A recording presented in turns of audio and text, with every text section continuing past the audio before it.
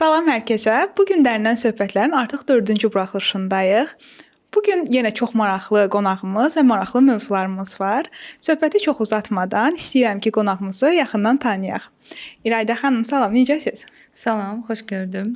Dəvətiniz üçün təşəkkür edirəm. İraydə xanım, başlamazdan əvvəl biraz sizi daha yaxından tanımaq istərdik. İraydə xanım kimdir? Necə bu sahəyə başlayıb? Mən İradə Keleşəm. Skin expert deyilir. Azərbaycanda Czech skin experti olaraq da bilinir. Dəri üzrə analiz edən ekspert. Yeniyetməlik dövrümdən əslində bu sahəyə marağım olub. Həmişə dərinin gözəllik abidəçisi olaraq xanımların gözəl görünməsi, anamın elədiyi maskalar falan mənim çox diqqətimi cəlb eləyib həmişə və belə də yolum buradan gəldi və bu istək və bu maraq məni gətirdi. Daha yaxşı kurslar götürdüm. Van Estet İnstitutunu bitirdim Rusiyada və belə özümü gəlişdirdim bu mövzuda. Bugünkü mövzumuz şəxsi baxım necə olmalıdır olacaq və elə ilk sualımla başlamaq istəyirəm. İraydə xanım, çoxlarımızda belə bir düşüncə formalaşıb ki, bahalı məhsul bərabərdir daha yaxşı nəticə, effektiv nəticə. Amma bəzən biz çox uyğun, münasib qiymətli məhsullarla da yüksək nəticələr əldə edə bilirik. Bəs sizin bununla bağlı fikriniz nədir? Çox təəssüf. Bununla bağlı atalar sözü də var. Ucuz ətin şorbası olmaz. Amma əslində elə deyil. Bu kosmetika sahəsində biraz fərqli yanaşmadır. Hər dəri individualdır. Hər dərinin özünün ehtiyacı olan məhsullar var. Mənim istifadə etdiyim məhsul, mənim effektini gördüyüm məhsul sizin dərinizdə işləməyə bilər. Bu tamamilə normaldır və bu individual dəriyə xas bir xüsusiyyətdir. Yəni bu nə ilə kombinə etdiyimizə də bağlıdır. Burada yəni məhsulun qiymətindən çox tərkibində olan komponentlər və o komponentləri siz nə ilə kombinə edirsiniz? Budur əsas məsələ. Yəni ona görə məncə heç bir laboratoriya boşu-boşuna məhsul istehsal eləməz. Qiyməti nə olursa olsun. Əgər orada bir əziyyət varsa, iş varsa, böyük bir laboratoriya və kosmetoloji məhsullarda təsdiq alır, sertifikatlaşdırılır, sonra satışa buraxılır. Yəni effektsiz məhsul məncə sertifikatlaşdırılıb satışa da buraxılmaz.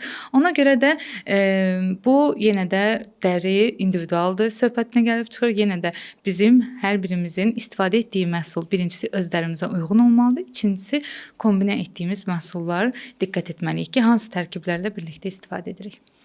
İraydə xanım, biz ümumiyyətlə görürük ki, xaricdə dəri ilə bağlı problemlərə daha çox üstünlük verirlər və dəri analizlərinə daha çox gedirlər. Bizdə isə təəssüf ki, bu vəziyyət belə deyil. Bu həm ola bilsin savadsızlıqdan irəli gəlir və ya maliyyə baxımından biraz onlar üçün çətindir. Bəlkə tənbəllikdən irəli gəlir. Bəs siz bu barədə nə düşünürsünüz? Gəldiyimiz indiki dövrdə zaman insanın ən böyük silahıdır, hətta deyərdim. Təəssüf ki, zamanın yetməzliyindən və ya maddiyyatın məhdudluğundan insanlar özlərini diaqnoz qoymağa çox meyllidirlər. Hazırda da sağ olsun süni intellekt həyatımıza o qədər böyük bir hissəsini tutur ki və insanlar buradan ala bilirəmsə məlumat, niyə gedim ekspert kimi düşünürlər. Amma nəzərə almırlar ki, süni intellektdə də insanlar əllə yazılır, yəni bunların hamısı və daxil olunan məlumatlar düz baxışdır. Əgər iltihab istəyirsənsə, sənə turşu məsləhət görəcək. Yəni süni intellekt nəzərə almır sənin individuallığını, dərinin xüsusiyyətlərini və yaşam tərzini ən əsasda. O sadəcə ümumi məlumat verir. Bəli. Və daxil etdiyimiz bizim sorğumuza yönəlik tam məlumatı verə də bilmir və istifadə etdiyimiz komponentləri yenə də deyirəm, öz dərimizə uyğun seçməliyik və buna da dəri individuallığı, dəri ilə xüsusi yanaşma olmalıdır. Dəriyə lazım olan şeyləri seçməliyik, məhsulları. Yəni ona görə də vaxt məhdudluğu və maddiyyat məhdudluğu və eyni zamanda süni intellektin həyatımızda böyük rol oynadığını nəzərə alaraqsa, bəli, Azərbaycanın hələ o mədəniyyətə gəlib çıxmağına çox var. İraydə xanım, mən belə düşünürəm ki, dəri bizim sağlamlığımızın əslində göstəricisidir.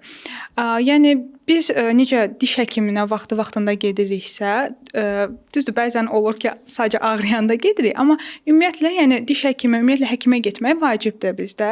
Yəni dəriyə baxım, qulluq etmək də bir o qədər vacib olmalıdır. Yenə də Azərbaycanda hələ dəriyə qulluq mədəniyyəti tam formalaşmayıb təəssüf ki. Mən xarici ölkələrdə, həm seminarlarda, həm sərgilərdə iştirak etdikcə bunu daha yaxşı başa düşüb və çox təəssüflənirəm, təəssüf ki, yəni Azərbaycanda dəriyə qulluq mədəniyyəti varlı bir insanın eləyə biləcəyi bir şeymiş kimi təqdim olunur və influencerlərin burada biraz da məncə qatqısı böyükdür. Təəssüf ki, düzgün verilməyən məlumatlar ola bilər. Mən bunu istifadə etdim. Reklam təklifi götürəndə mən bunu istifadə etdim. Bu yaxşıdır, əladır, amma bu sənin dərinə uyğundur. Və arxasında bizim elə müştərim var ki, gəlib sual verirlər ki, bir dənə bu serumu götürsəm mənə bəs edər. Mən də çarəsizcə sual verirəm. Bir dənə soğanla yemək bişirə bilərsiniz. Çox düzgün. Bəli, tək məhsulla heç bir problemimiz həll olunmur və Azərbaycanda bunu qəbul etməliyik. Xanımlar da olaraq, bəylər də olaraq üz baxımı bir mədəniyyətdir və bunu formalaşdırmağa çalışmalıyıq. Mən əlimdən gələni eləyirəm ki, bunu Azərbaycanda formalaşdırmaq üçün heç olmasa kiçik bir qatqıda bulunum. İradə xanım, dəri analizindən danışmışkən, dəri tiplərinə keçmək istəyirəm. Mən bilirəm ki, dəri tipləri yağlı, quru və ya karma olur. Bəs biz məhsul seçərkən nəyi nəzərə alaraq seçməliyik? Və ya dəri tipimizin necə olduğuna bağlı necə analiz edə bilərik? Mütləqdirmi ekspertə yanaşaq?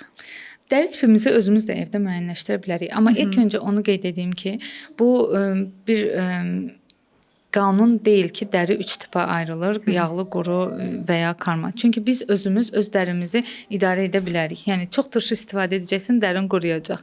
Çox yağlı, çox sakitləşdirici və skvalan kimi tərkiblər istifadə edəcəksən, dərin yağlanacaq. Yəni bu biraz sənin dərinə necə yanaşdığınla bağlıdır. Amma anatomik olaraq dərimizin hal-hazırda hansı xüsusiyyətə malik olduğunu, hansı dəri tipinə aid olduğunu bilmək üçün evdə özümüzü yuduqdan sonra bir müddət qurumasını gözləyirik və salfet köməkliyi ilə dərimizə toxunuruq. Əgər salfetdə izlər qalırsa, yağlılıq və ya islah görüntü varsa, deməli bizim dərimiz yağlı dəri tipinə aiddir. Əgər qurudursa salfet tam rahatlıqla çəkə biliriksə özümüzə, deməli dərimiz qurudur. Bunu belə necə deyirlər, adi ev şəraitində bilmənin ən asan və qısa yolu budur.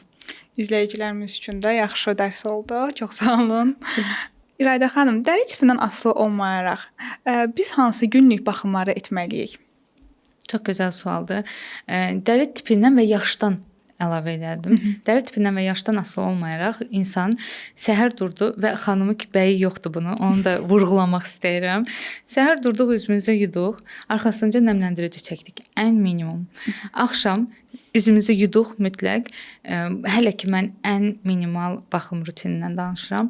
Axşam üzümüzü yuduq, heç olmasa toner istifadə etməliyik və nəmləndirici çəkməliyik. Bu ən minimal, normal dərili və heç bir şikayəti olmayan bir xanımın və bəyin rutinidir. İradə xanım, mənim çox yaralı bir yerim var. Biz bu qədər məhsullar istifadə edirik xanımlar olaraq, amma kişilər heç demək olar ki, heç nə istifadə eləmirlər. Amma onların üz dəriləri o qədər gözəl olur ki, həqiqətən qısqanıram. Sizcə bunun səbəbi nədir?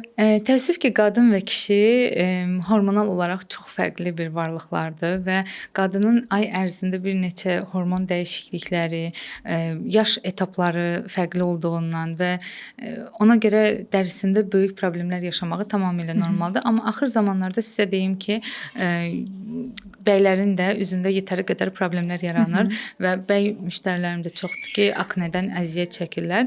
Yəni o siz dediyiniz biraz keçmişdə qaldı. İradə xanım, elə bundan danışmışkən soruşmaq da istəyirəm ki, marketlərdə gördüyümüz men and woman ayrımı marketinqin oyunu deyil, həqiqətən belə bir şey var. Baxım məhsullarından söhbət gedirsə, dəri tipinə görə ayrılır baxım məhsulları. Yəni üz yumanın meni, womanı yoxdur. Yəni üz yuma vasitəsi problemə uyğun. Hər kəs istifadə edə bilər. Bəli, problem odaqlıdır və probleminə uyğun seçilməlidir. Amma bəzi yəni bədən məhsulları ola bilər, orada ayrım ola bilər. Amma baxım məhsullarına sırf üz rutinindən söhbət gedirsə, dəriyə qulluqda men, woman yoxdur. İraydə xanım, mən elə özümdən nümunə çəkmək istəyirəm ki, məsələn mən yağlı dəri tipinə sahibəm və məhsul seçərkən də buna uyğun seçirəm. Amma bəzən olur ki, məsələn rəfiqəm var, o da eyni mənim kimi yağlı dəri tipinə malikdir. Ona çox yaxşı düşən məhsul mən istifadə etdikdə heç də eyni nəticəni almıram. Bu nəyin əsasında belədir? Biz yaşam tərzi dedikdə həm qidalanma, həm hansı mühitdə qaldığımız qapalı məkanda, açıq məkanda günəş şüalarını çox görürükmü? Bunların hamısı bir amil təşkil edir və bunlara görə də bizim dərimiz formalaşır. Hər birimizin dərisi özünə individualdır. Sizin dərinizə gəldikdə isə sizin dəriniz həm yağlı dəri tipinə aiddir, həm də komedogen dəri tipinə aiddir. Dərialtı səpgilər çoxdur. Və bunun qarşısını almaq üçün siz niacinamid kimi tərkiblərə yönəlməlisiniz, amma nəmləndirməyi də unutmuruq. Dərinizdə quruluq hiss oluna bilər, çünki yanaq və nahiyələrində mən gördüyüm qədərilə var. Yaxınlaşacağam onsuz da.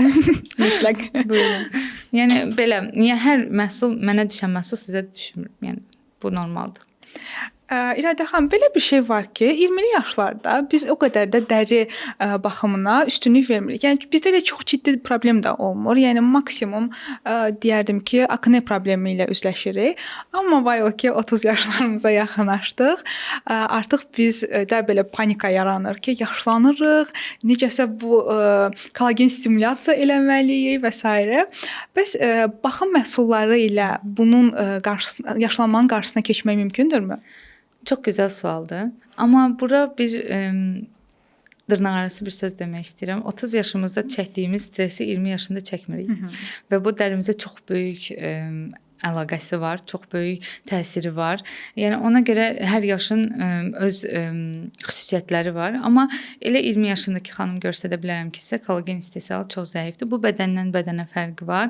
Bədən regenerativ xüsusiyyətini 25 yaşından sonra itirməyə başlayır və bu da o deməkdir ki, daxilimizə qəbul etdiyimiz qidalar daxili orqanlarımızı ancaq qidalandırıb təmin edə bilir. Dərimizə gəlib çatmır. Ona görə də kənardan müdaxilə, kənardan kömək mütləqdir dərimizə. Burada da canlandırıcı, antioksidantlar dövrəyə girir. Sonra hamının dilində olan niacinamid, retinollar, kollagen, peptidlər və hazırda çox məşhur olan qlutazion kimi tərkiblər işlənib orta ərsəyə gətirilir. Elə mövzunu siz açmışkən, mən soruşmaq istəyirəm ki, bu sadaladığımız tərkiblər nəyə görə ayrılır? Ümumiyyətlə bizə nə kimi faydası var? Biz bunları necə başa düşək ki, bizə hansı lazımdır? Əlbəttə ki, heç kim ekspert olmaq məcburiyyətində deyil və bu qədər tərkibləri yadda saxlamaq da mümkün deyil və indi innovativ yeniliklər həddindən artıq artır. Bəli, günü-gündən çıxır yeni. Bəli, mən Koreyadan 3 ay aralıqla 2 fərqli proqrama qoşulmuşam və inanın ki, ikincisində birincisinin heç əsər əlaməti yoxdur. Tam təmiz, yeni, innovativ yeniliklərdən danışılır. Mikro iynələr olsun, glutasionun özü olsun, antioksidantların tam fərqli şəkilləri olsun. Bizim retinol kimi tanıdığımız vitamin A-nın 100-dən çox forması var və s. Ona görə də sadəcə olaraq biz dərimizi tanıdıqda ona hansı turşuların yaxşı gəldiyini, hansı turşuların aqressiv olduğunu və turşudan sonra nə istifadə edəndə bizim dərimiz sakitləşir, nəmlənir, rahatlaşır. Onları bildikdən sonra artıq bu asan gələcək yenilikləri daxil etmək rutinimizə. Ona görə də xanımlardan tək istəyim və bəylərdən də fərqi yoxdur. Tək istəyim odur ki, akne problemin varsa, iltihablı dəriyə sahibsənsə o dəqiqə turşulara qaçıb ancaq turşularla dərivi qıcıqlandırıb daha da pis hala salma. Yəni bir oxuyun, biraz ekspertdən, bəli, heç olmasa bir dəfə ekspertin müayinəsində olanda artıq bilirsən ki, hə, bundan sonra bu, bundan sonra bu. Məsələn, çox səhvlərdən biri odur ki, üz yumamız da glikolik asidləndir, arxasınca tonerimiz salisilik asiddir, ondan sonra çay ağacıdır, ondan sonra təzədən retinoldur və bu mən məsələn götürdüm indi.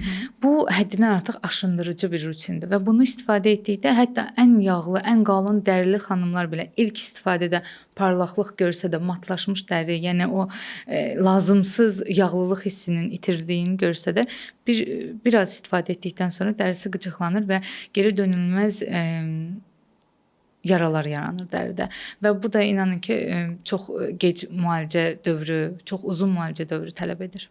İradə xanım, elə Koreya məhsullarından danışmışkən, öz təcrübəmdən belə bir sual vermək istəyirəm ki, bu yaxınlarda Özbəkistandan bir qonağımız gəlmişdi və qonağımızla söhbət əsnasında bizə bildirdi ki, Koreya məhsulları bildiyimiz kimi heç də bu qədər yaxşı deyil. Əslində İtalyan və fransız məhsulları daha keyfiyyətli hesab olunur. Ümumiyyətlə öyrənmək istəyirəm sizin bununla bağlı düşüncəniz nədir və necə oldu ki, Azərbaycanda Koreya məhsulları bu qədər populyarlaşdı? Əslində tez effektini gördüklərinə görə Koreya məhsulları bu qədər populyar oldu və marketinq burada çox böyük rol oynayır. Amma effektivdirmi İtalyan, Fransa və ya Koreya yan-yana belə müqayisə etsək, mən elə deməzdim. Yəni düzdür, bəli, Koreyanın elə istehsal olunan məhsullar var ki, sırf oradakı iqlimdə yaşayan xanımlar üçün keçərlidir. Və elə İtalyan, Fransanın iqlimi bizə biraz yaxın olduğuna görə bizə onların məhsulları daha uyğundur. Bəli, amma baxır məhsulun tərkibinə, yenə də nə ilə uyğunlaşdırdığına. Dərimiz individualdır. Ora biz Rusiyada istehsal olunan bir məhsulu da düzgün istifadə etsək çox gözəl nəticələr ala bilərik. Ona görə də effektivdirmi? Koreya məhsulları effektivdir. Ən innovativ yeniliklər harda olur? Koreyada olur. Ona görə də yəni Koreya məhsullarına inamımızı itirmirik, amma o birisi məhsullardan da geri qalmırıq. Bəlkə də bu düşüncənin formalaşmasında səbəb Koreya xanımlarının üz dərilərinin çox yaxşı olmağı ilə də əlaqədir. Bəli, bəli. Bəli, bəli. Parlaq dəri görünümü. Niyə? Çünki onlar 13 yaşından artıq onların bir sərbəst rutinləri var. Aha. Bizim isə xanımlar 25 yaşında hələ anası ilə gələn bir xanım var idi. Maması deyir ki, çox cavandır, hələ tezdir. Bu qədər məhsula ehtiyac varmı ki? Bir məhsulla məsələni həll etmək mümkün deyil. Yəni mənim 13 yaşında qızım var. Keçən ildən, yəni 12 yaşından bu günə kimi üzəndə bir dənə sivilcə yaranmasın deyə üz yumamız ayrıdır, tonerimiz ayrıdır, nəmləndiricimiz ayrıdır. O öz rutinini bilir və hara gedirsə özü ilə də daşıyır və uşaq vaxtından yaranan bu məsuliyyət böyüyəndə də davam etdiyinə görə və belə dərilər də bəli böyüyəndə 30, 35, 40 yaşına da gələndə parlaqlığını itirmir, yorğun, cansız dəri görünümü olmur və eyni zamanda vaxtında antioksidantları daxil etməklə rutinlərinə dəridə qocalma əlamətləri, mimik qırışları olsun, ləkələr olsun, bunlar çox gec yaranır və hətta heç yaranmır. İradə xanım, qızınız bu barədə çox şanslıdır. Çox sağ olun. Mən bir şey soruşmaq istəyirəm ki, üz baxım rutinləri əslində bizim uşaqlığımızdan formalaşır, siz dediyiniz kimi. Məsələn, biz görürük ki, nənəmiz, anamız hər hansı yemək məhsullarını üzlərinə vururlar. Bu qatıq ola bilər ki, üzü ağardır və ya hansısa xalq təbabəti. Ümumiyyətlə bunlar həqiqətən işə yarayırmı? Təəssüf ki, bunu biraz dəstəkləməyəcəm. Çünki bizim mədəmizin turşuluğu ilə dərimizin turşuluğu eyni deyil və qidayı daxilə qəbul etdiyimiz qidaları bizim mədəmiz çox rahatlıqla həzm edə bilir. Hətta həzmsizlik falan böyük problemlər gətirib çıxardır. Bunun da dərimizdə böyük bir təsiri olur. Amma xeyr, qatığın da, yumurtanın da, sonra indi çox məşhurdur. Bir müştərim nə demişdi? Kətan toxumunun suyu falan, bəli, çox məşhurdur, saçlara, üzə çəkilir. Razıyam, amma effekti çox zəifdir birincisi. Yəni laboratoriyada işlənmiş və bizə təqdim olunan içində antioksidantlarla zəngin olan bir maskanın yerini vermir. Ani effekt verə bilər, uzun müddətli qalıcılığı olmaya bilər, amma əgər sizdə allergik bir reaksiya gedərsə, yəni ki, gedə bilər, yəni qatığı biraz çox istifadə edəndə dəri başlayır qurumağa. Yumurtanı çox istifadə edəndə quruma verir. Məsələn, kətan toxumunun özü dəri bariyerimizi poza bilər, pH balansını poza bilər. Yəni ona görə mən qidaları üzə vurmağın tam qarşısındayam. Yəni heç razı deyiləm bu fikirlə. Balı məsələn çox çəkirlər. Mənim müştərim var ki, baldan bəli, baldan çox böyük qıcıqlanma yaranmışdı dərisində və uzun illər gərəkdir o fəsad aradan qaldırmaq üçün. Ona görə də yəni belə götürəndə maskaların da qiyməti elə də baha deyil ki, bu boyda riskə gedəsən. Ona görə riskə getməyin mənası yoxdur. Məncə laboratoriyada işlənmiş məhsul istifadə etmək daha təsirli olacaq. İradə xanım, daha çox Koreya səhifələrində görürük ki, düyü tonerləri istifadə olunur, amma onu təbii şəkildə hazırlayırlar. Bəs bu necə? Düyünün də təbii şəkildə hazırlananın ömrü birincisi çox qısa olur, effekti çox az olur. Ona görə düyü toneri özü laboratoriyada işlənmiş tonerdən söhbət gedir, məhsuldan. Bəli, çox gözəldir, çox gözəl nəmləndirmə verir, amma komedogenli dərisi isə ehtiyatlı olmalısınız, çox istifadəsi olmaz, məsləhət görülmür. İradə xanım, və sizə gələn sorğulardan ən absurdu nə olub ki, deyir ki, məsələn mən bunu istifadə eləmişəm, məsləhət görüblər və üzümə çox gözəl düşüb. Soğan suyu. Həqiqətən. Bəli. Bilirsən saç üçün. Bəli, bir müştərim gəldi, olur. içirəm, saçımın diblərinə vururam, üzümə də çəkirəm, parlaqlıq verir falan deyə. Yəni çox qalın dərli bir xanımda həmən bir problem görməyə bilərsiniz, bəli, amma bunu istifadə edən incə dərli və ya allergik bir dərisi olan bir xanım istifadə etsə, faciə yaşana bilər, hətta deyim. İyisini necə cəzbir, o da maraqlıdır. Heç uzatmadım söhbəti orada. Yəni mənim heç cürə beynim də algılamır ki, bir insan necə belə bir pislik eləyə bilər dərisinə. Və kim o məsləhət görür? Bəli, ən birincisi pH balansı pozulur dərinin. Yəni üz yumanı belə 72%-lə yuan o qədər çox əhali var ki, yəni burada gənc xanımlar, bəli, gənc xanımlar, yəni biraz səpki olan kimi 72%-lə yu və ya dekternoid dediyimiz sabunla yu düzələcək. Xeyr, sabunun o bərk görünümünü əldə etmək üçün orada pH olmalıdır 5.5-dən yuxarı. Bizim dərimiz isə ən maksimum 5.5-ə kimi pH-ı, balansını qorumalıyıq, yəni olmalıdır. Ona görə də məhsul seçəndə ən birinci elə üz yumamızdan söhbət ora gəlmişkən deyim, ən birinci üz yumamızı düzgün seçməliyik, dərimizə uyğun. pH balansını qoruyanda dərinin həm parlaqlıq, həm yorğun görüntü dərdimiz olmur.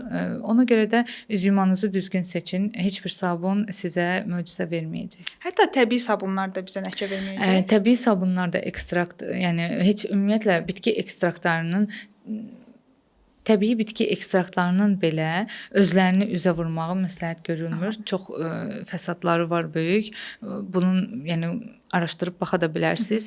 Ciddi yanıqlar verir üzə. Ona görə də bitki ekstraktları ilə ehtiyatlı olmaq lazımdır və ona görə də sabun da alınanda yenə deyirəm, sabunun bərk hala çevrilməsi üçün onun pH-ı mütləq 5.5-dən yuxarı olmalıdır. Çox sağ olun. İradə xanım, sizcə dəriyə qulluq gündəlik vərdiş halına necə çevrilməlidir? Məsələn, özümdən nümunə çəkim. Mən bir məhsul alıram, gözləyirəm ki, 2-3 günə o maksimal mənə nəticə versin. Təbii ki, vermir və mən artıq həvəsdən düşürəm. Deyirəm ki, yox, bu məhsul işə yaramadı, digər məhsula keçirəm. Bəs mən necə eləyim ki, mən həm də izləyicilərimiz necə eləsinlər ki, bunu bir rutin halına salsınlar? Mən metaforada danışmağı çox sevirəm. Ona görə sizə bir misal gətirmək istəyirəm. Kofe içən kimi dişlərimiz qaralır bir fincanla. Xeyr. Yəni yenə deyirəm, yaxşı vərdişlərdə, pis vərdişlərdə insanın özündən asılıdır. Güzgü qarşısına keçib ümumiyyətlə insan özünə xoş bir şey eləyəndə, dərisinə xoş bir şey eləyəndə bu qalıcı olur onsuz da. Və onu dərk edərək eləyəndə nəticəsi də super olur. Ona görə də bəli, məhsullar çox alınır. Təəssüf ki, rutində gəlirlər, biz analizə gəlməmişdən əvvəl soruşuruq ki, evdə nə istifadə edirsiniz və şəkillər göndərirlər bizə bir 20 məhsul. Hansını aktiv istifadə edirsiniz? Sadəcə üçünü. O birisilər alınıb, ağzı açılıb qalıb elə. Və təəssüf ki, o vaxtı keçəndən sonra da istifadə olunanda məhsulların çox böyük fəsadları olur. Onu da araya salıb deyim. Çünki vaxtı keçmiş məhsulların iyindən və teksturasından bilmək olur, tapmaq olur, tanımaq olur. Qabın üstündə yazılan tarix ilə qabın açılıb istifadə olunan tarix fərqli olur. Belə, amma rutini gündəlik vərdiş halına salmaq çox asandır əslində. Yəni 21 gün dediyimiz onsuz da dünyada belə bir anlayış var.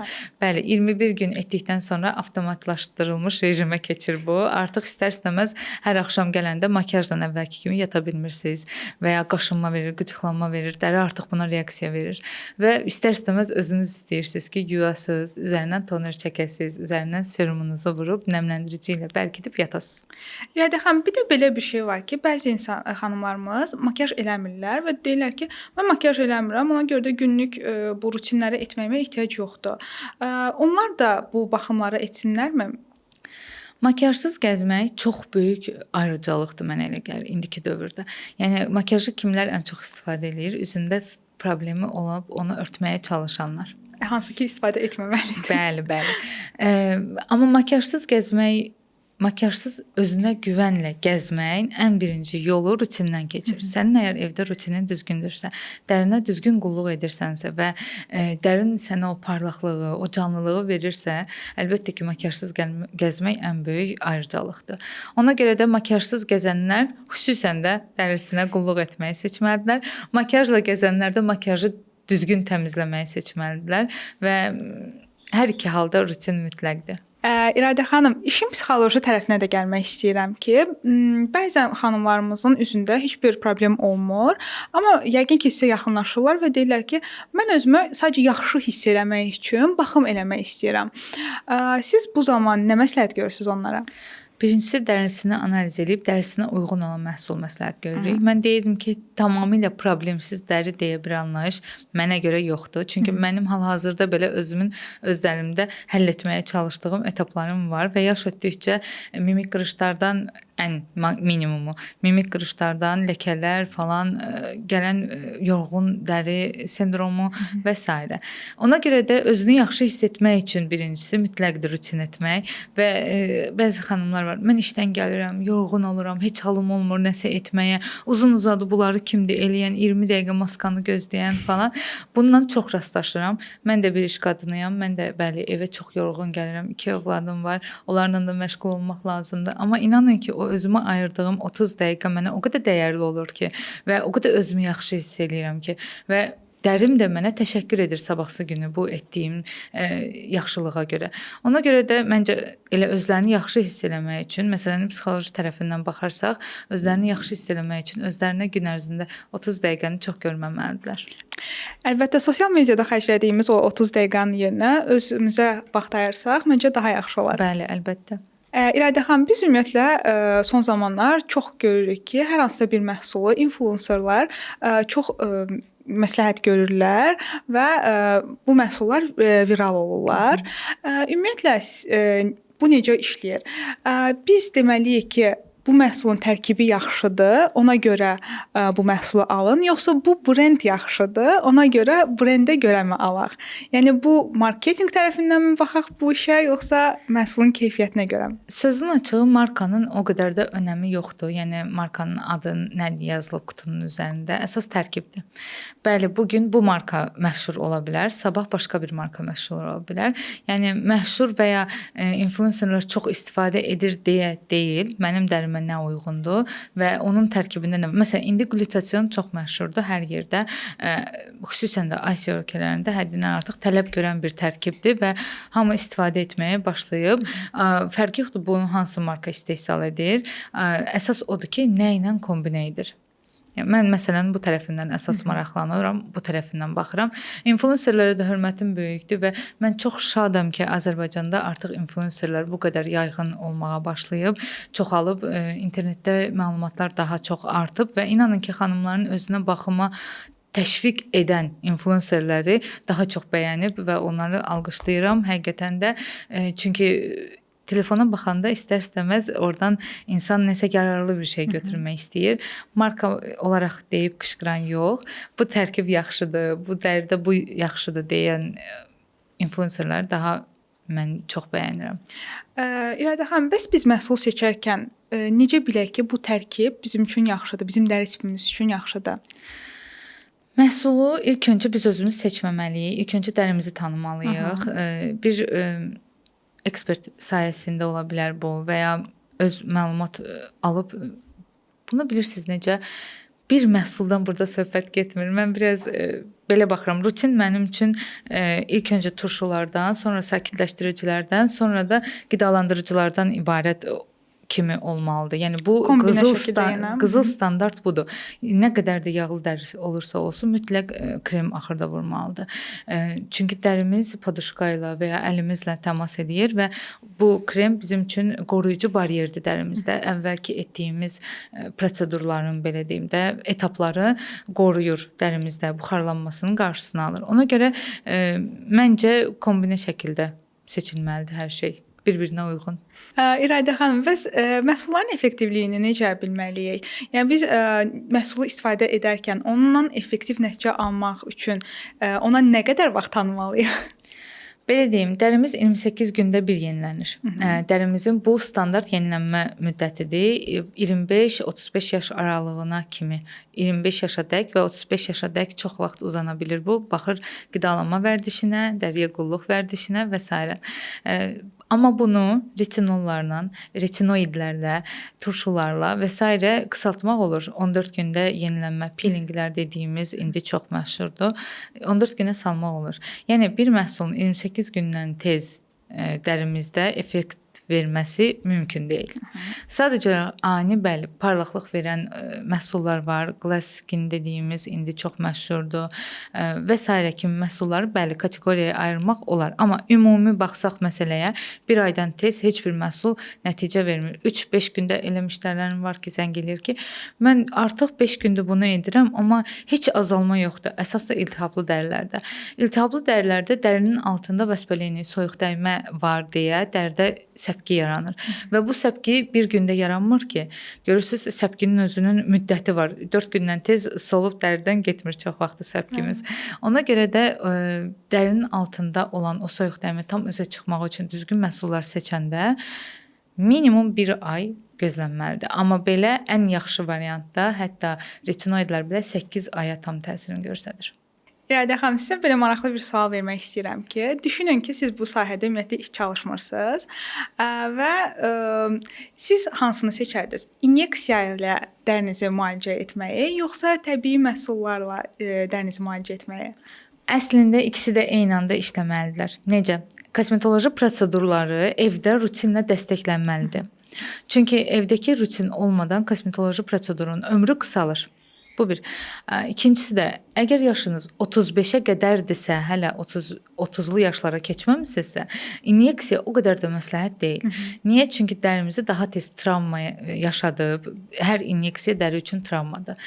Travma yaşadıb, daha tez belə deyim, nəticə almaq səbəbilə, daha tez nəticə almaq ümidi ilə inyeksiyalara yönəlib bir müddət sonra yaşınız 35-i, 40-ı, hətta belə deyim 45 yaşı keçəndən sonra artıq dəridə çox böyük dəyişikliklər olacaq, geri dönüşü olmayan. Amma yəqin ki, burada istisnalar da var ki, o yenə deyirəm, individualdır, hər kəsin öz görüşü, dəri individualdır ən birincisi. Mənim dərim çox yağlı dəri tipidir, amma tez qırışan dəri tipidir. Amma əslində yağlı dəri tipi qırışan dəri tipi deyil. Bunu biz belə görmüşük.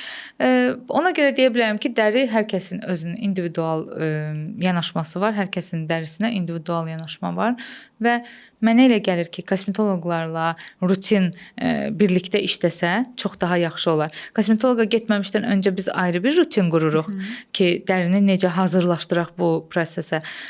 İnyeksiya olduqdan sonra isə dərini necə sakitləşdirək və bu travmanı necə tez aradan qaldıraq, ayrı bir rutin qururuq. Və ona görə ikisi bir yerdə işləsə daha məsləhətli olar. Yəni sizə yaxınlaşarkən bunu bildirmək lazımdır ki, mən bu inyeksiya məhsullarını istifadə etmişəm və ya edəcəm və siz artıq bunun əsasında ona biz sual veririk. Baxım məhsulları Bəli. Gələn hər bir xanımdan və ya bəydən sual veririk. Öncə nə edilib dəriyə? Bunu mütləq bilmək lazımdır. Məsələn, elə xanımlarımız var ki, yeni çiskadan çıxırlar, gəlirlər bizə və görürəm ki, məsələn 2 gün keçib üstündən aktiv günəş şüalarına məruz qalıb dəri qıcıqlanma gedib artıq dəridə və deyirlər ki, çiskadan sonra bərbad günə qaldı dərim. Amma əslində düzgün baxım olunmayıb. Bir də kosmetoloqlarımız çox təəssüf ki, bu bizdə biraz geniş yayılıb. Xlorgeksidin və ya spirt kimi tərkibləri verirlər inyeksiyadan sonra, çiskadan sonraki dərivi sil.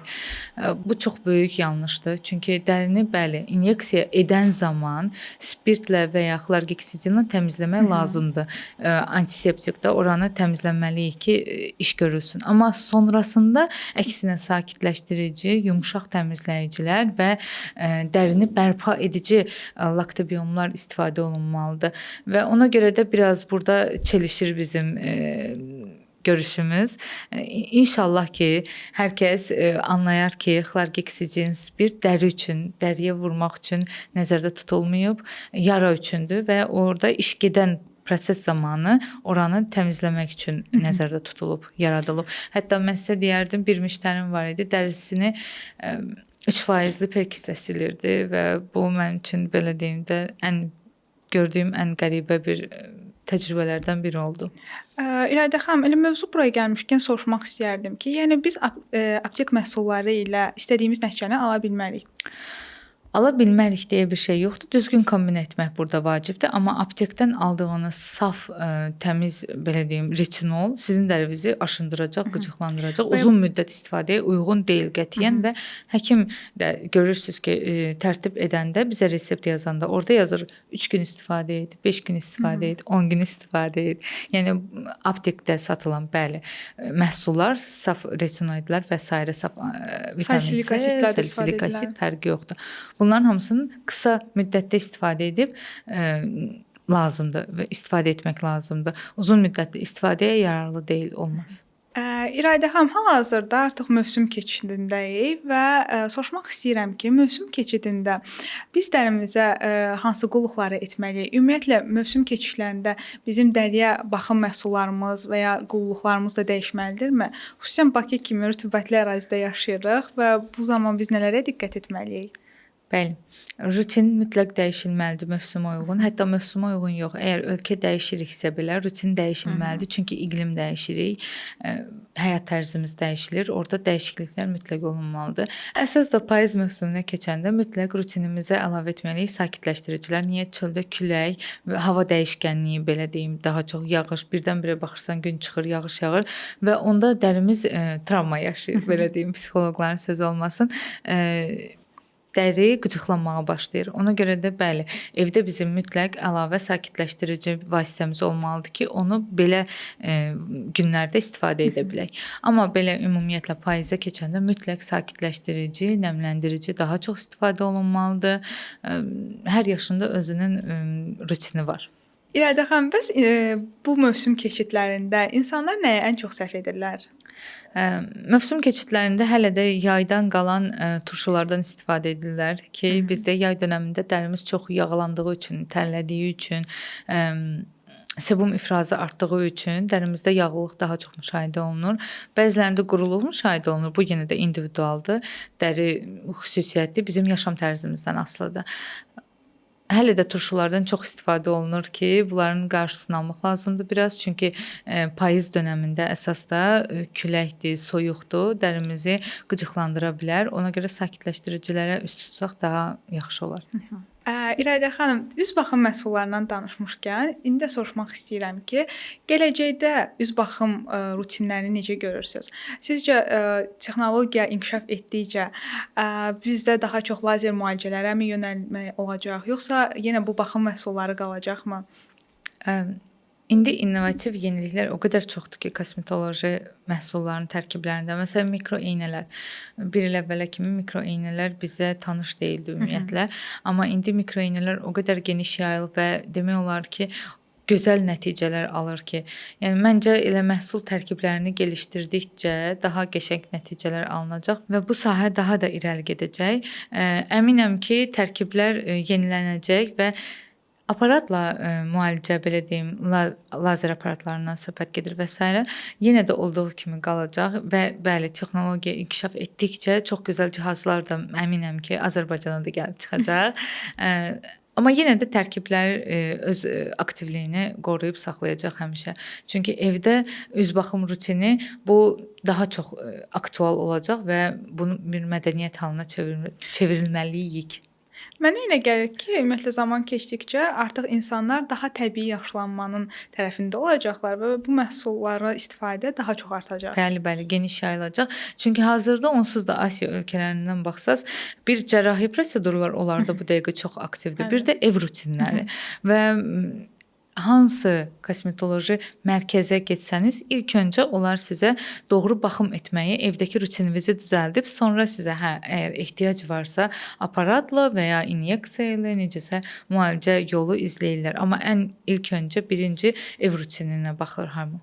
İlayda xanım, sahənin mütəxəssisi olaraq sizdən soruşmaq istəyirəm ki, süni şişirdilən məhsul və texnologiyalar hansılardır?